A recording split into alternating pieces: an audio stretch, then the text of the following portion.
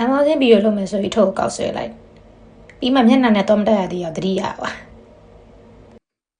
မျက်နှာတင်မယ်ဆိုပြီးစပင်းလေးအပြီးပြန်လှန်တင်နေမှန်ရှိရရင်မဲလာစပင်းမဆွဲမနေနိုင်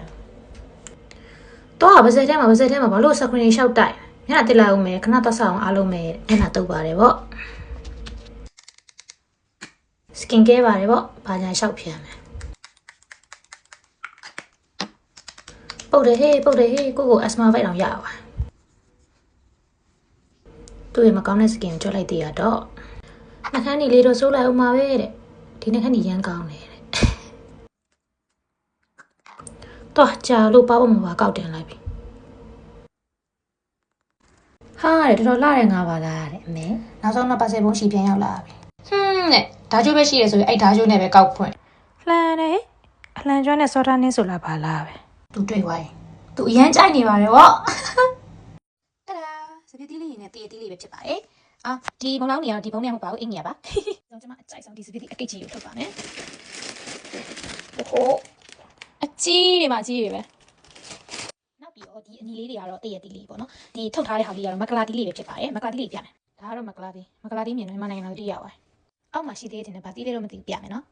ဟဲဒါကတော့တည့်ရတီးဟုတ်ပါပြီနေပေါင်းဒါကဗာတီးသူ့ပုံစံစဉ်းစားဦးနေတော့တူတယ်ဟောဟုတ်လားမဟုတ်လားမသိဘူးစားတော့စားကြည့်ရမယ်ဒီတီးပို့လိုက်တာဘီယန်နဲ့ဇန်ပို့လိုက်တာကွာဒါပေမဲ့ကျွန်တော်အတီးရဘာလဲသူတို့ဆိုင်မှာစဉ်းစားဦးပါရလားအရင်စုံနေနော်အခုကတော့ကျွန်မအချိုက်ဆိုဒီတီးလေးကိုရင်စားပြပါမယ်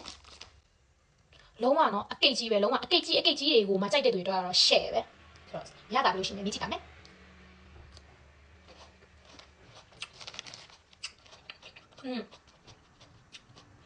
တော်ကောင်းတယ်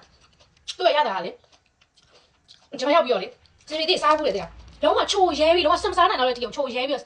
စားမကောင်းတဲ့ဒီစားဘူးလေဒီအတီးလေးကကြောက်လေအရင်အဲ့လိုမျိုးချိုရဲနေရတယ်မဟုတ်အနေတော့အရသာတီးရပါကိုကြီးမနိုင်ငံမှာစားတဲ့အရသာတိုင်းပဲစောတော့ဒီလိုရတာကိုပို့ကြိုက်တယ်အရင်ချိုရဲနေရမျိုးမကြိုက်ဘူးချိုတယ်ဒါပေမဲ့အရင်အချိုလွန်နေရမျိုးမဟုတ်ဘူးပေါ့နော်အနေတော့ပဲဆိုတော့ဒါလေးတော့ကြိုက်ပါရဲ့တော်ကောင်းကျွေးဖို့မိပါစားကြပါဆိုတော့လောက်ပါပဲဒီအတီးလေးတွေကိုပေါ့နော်